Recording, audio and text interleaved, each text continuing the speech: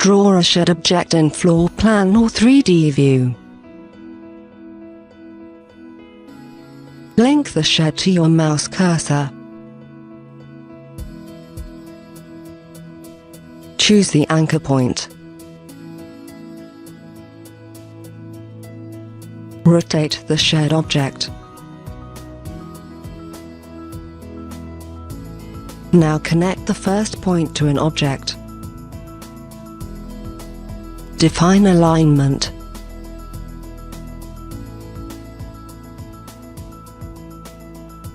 Specify the shed object size.